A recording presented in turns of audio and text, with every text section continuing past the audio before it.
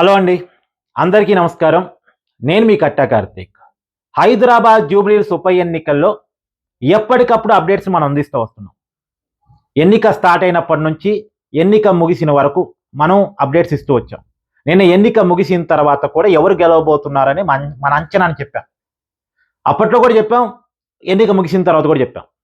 ఎన్నిక స్టార్ట్ అయినప్పుడు బీఆర్ఎస్ పార్టీకి ఎడ్జ్ ఉంది. కాంగ్రెస్ పార్టీ అధికారం ఉంది కాబట్టి ఏమైనా జరగవచ్చు. ఎందుకంటే అధికారం ఉన్న వాళ్ళకి ఎన్నికల మ్యానిపులేషన్ చేసుకునే అవకాశం ఉంటుందని చెప్పాం. నిజంగానే అనుకున్నట్టే నిన్న ఎన్నికల మ్యానిపులేషన్ బాగా జరిగింది. కాంగ్రెస్ పార్టీ బాగా చేసుకోగలిగింది. చివరికి చెప్పాం కాంగ్రెస్ పార్టీ గెలుస్తుంది. 10 నుంచి 15,000 మెజార్టీ తోటి కాంగ్రెస్ అభ్యర్థి నవీన్ యాదవ్ గెలవబోతున్నారని చెప్పాం. అదే బీఆర్ఎస్ ఎందుకు ఓడిపోతుంది? గ్రౌండ్ బాగుంది. బీఆర్ సిట్టింగ్ స్థానం వరుసగా 2014, 18, 23 3 సార్లు మాగంటి గోపీనాథ్ గారు గెలిచారు. స్ట్రాంగ్ క్యాడరు, మంచి పేరు ఉంది. అందులోనూ కాంగ్రెస్ గాలున్నప్పుడే, బీఆర్ఎస్కి యాంటీ ఇన్కమెన్సీ ఎక్కువ ఉన్నప్పుడే 2023 సార్వత్రిక ఎన్నికలప్పుడే రాష్ట్రంలో జిల్లాల్లో కాంగ్రెస్ పార్టీ గెలిచినప్పుడు కూడా హైదరాబాద్ సిటీలో బీఆర్ఎస్ పార్టీకి ఎక్కువ స్థానాలు వచ్చాయి. ఎంఐఎం ప్రభావిత స్థానాలు తప్ప, ఒక గోషామహల్ రాజాసింగ్ తప్ప మొత్తం మిగతా స్థానాలన్నీ కూడా బీఆర్ఎస్ పార్టీ మంచి మెజార్టీతో గెలిచింది. కారణం హైదరాబాద్ సిటీలో బీఆర్ఎస్ పార్టీకి మంచి పేరుంది. కేటీఆర్కి మంచి ఇమేజ్ ఉంది. మరి కేటీఆర్ ఇమేజ్ ఉంది, బీఆర్ఎస్ పార్టీకి మంచి పేరు ఉంది, కాంగ్రెస్ ప్రభుత్వం మీద, పార్టీ మీద యాంటీ ఉంది. అందులో వాళ్ళ అభ్యర్థి 3 సార్లు గెలిచున్నటువంటి వ్యక్తి, వాళ్ళ కుటుంబానికి టికెట్ ఇచ్చారు, సానుభూతి కూడా వర్కౌట్ కావాలి. ఇన్ని కలిసి వచ్చే అంశాలు ఉన్నప్పటికీ కూడా బీఆర్ఎస్ ఎందుకు ఓడిపోయింది అంటే స్వయంకృత అపరాధం. గ్రౌండ్ని సరిగా మెయింటైన్ చేసుకోలేకపోవటం, సస్టైన్ చేసుకోలేకపోవటం.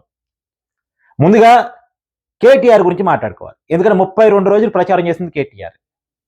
అతను ప్లానింగ్లో లోపం జరిగింది. అభ్యర్థిని ఎంచుకోవడంలో పొరపాటు జరిగింది. ముందుగా అభ్యర్థిని ఎంచుకొని ప్రచారంలోకి పోయింది బీఆర్ఎస్ఏ. అప్పుడు బీఆర్ఎస్ వైపు సింపతి ఉంది. కానీ కాంగ్రెస్ పార్టీ నవీన్ యాదవ్ని ఎప్పుడైతే అనౌన్స్ చేసిందో, కాంగ్రెస్ అభ్యర్థి నవీన్ యాదవ్ ముందు మాగంటి సునీత గారు సరిపోలేదు. ఇంకోటి, ఆమె మీద వచ్చిన రకరకాల వివాదాన్ని బీఆర్ఎస్ పార్టీ సరిగా హ్యాండిల్ చేయలేకపోయింది. దాన్ని సానుభూతిగా మార్చుకోవడంలో కొంత ఫెయిల్ అయింది. ఇంకోటి ఏంటంటే, నవీన్ యాదవ్ని టార్గెట్ ఎక్కువ చేశారు, కాంగ్రెస్ పార్టీని, ప్రభుత్వాన్ని తక్కువ టార్గెట్ చేశారు. నవీన్ యాదవ్కి మంచి పేరు ఉంటాం అంటే నవీన్ యాదవ్ని ఏమని టార్గెట్ చేశారు?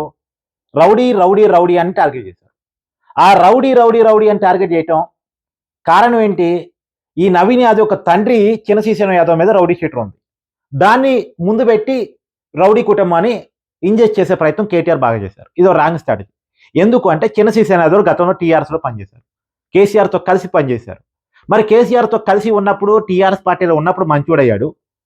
కేవలం కాంగ్రెస్ పార్టీలో ఉండటం వల్ల రౌడీ షీటర్ అయ్యాడా? ఈ కేసులు పాత కేసులే, టీఆర్ఎస్లో ఉన్నప్పటి నుంచి ఉన్న కేసులే. మరి అప్పుడు మంచోడయ్యాడు, ఇప్పుడు చెడ్డోడయ్యాడా? అంటే కావాలని బీసీని టార్గెట్ చేస్తున్నారు అన్నది ఎక్కువ మందిలోకి వెళ్ళిపోయింది. తర్వాత మైనార్టీని మచ్చిక చేసుకోవటంలో, అవసరమైతే ఎంఐఎంని దగ్గర తీసుకోవటంలో, ఎంఐఎం అధికారం ఉన్న వాళ్ళ వైపే ఉంటుంది, అయినప్పటికీ బీఆర్ఎస్తో మంచి సంబంధాలే ఉన్నాయి. దాన్ని రిలేషన్స్ మెయింటైన్ చేయడంలో కేటీఆర్ కొంత ఫెయిల్ అయ్యారు. అందులో కేసీఆర్ ప్రచారానికి రాలేదు.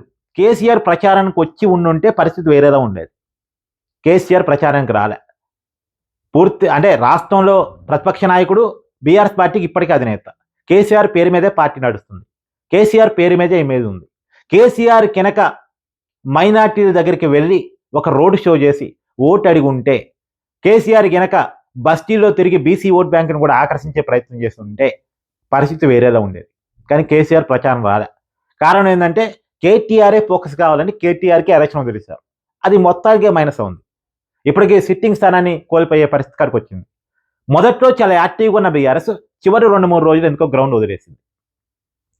లాస్ట్ రీజన్ ఏంటంటే, నిన్న ఎన్నిక జరుగుతున్నప్పుడు మాగంటి సునీత గారు ప్రెస్ మీట్ పెట్టడం. ఆమె ఎందుకు పెట్టారు, ఎవరు సలహా మేరకు పెట్టారో తెలియదు, కానీ ప్రెస్ మీట్ పెట్టడం మాత్రం చాలా తప్పు. అంటే ఆమె ఫ్రస్ట్రేషన్ బయటపడింది. ఒకవైపు అవతల వాళ్ళని రౌడీలో తిట్టుకుంటూ తాను బెదిరింపులు దిగటం ఏ రకమైన సంకేతాలు పంపిస్తుంది? పైగా ఆమె ఆంధ్ర స్లాంగ్లో మాట్లాడారు. ఆంధ్ర స్లాంగ్లో మాట్లాడటం వల్ల తెలంగాణ జరుగుతుంది, తెలంగాణలో ఎన్నిక జూబ్లీహిల్స్లో, అందులో బస్తీలు ఎక్కువ, తెలంగాణ మనుషులు ఎక్కువ, ఓటర్లు ఎక్కువ. కానీ అక్కడ ఆంధ్ర స్లాంగ్లో మాట్లాడేసరికి వాళ్ళు మాగంటి సునీత గానే డిజైన్ చేసుకున్నారు. ఈ మొత్తంగా ఎన్నికల మ్యానిపులేషన్లో బీఆర్ఎస్ దెబ్బతింది. చివరి 2-3 రోజులు ఎందుకో యాక్టివ్గా లేదు. ఈ మొత్తం అంటే ఈ ఎలక్షన్ పోల్ మేనేజ్మెంట్ బీఆర్ఎస్కి వర్కౌట్ కాలే, చేసుకోలేకపోయింది, సరిగా చేసుకోలేకపోయింది. నిజానికి చివరి రోజు వరకు బీఆర్ఎస్కే ఎడ్జ్ ఉంది.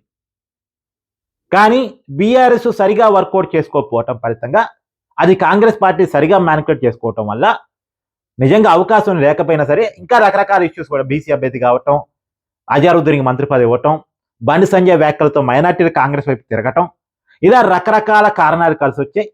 బీఆర్ఎస్ పార్టీ సరిగా వర్కౌట్ చేసుకోకపోవడం కూడా కాంగ్రెస్ పార్టీ కలిసి వచ్చి నవీన్ యాదవ్ 10 నుంచి 15,000 మెజార్టీతో గెలవబోతున్నాడు. ఎలక్షన్ స్టార్ట్ అయ్యే నాటికి ముందంజలో ఉన్నటువంటి బీఆర్ఎస్ కేవలం election management, poll management, strategy పొరపాట్ల ఫలితంగా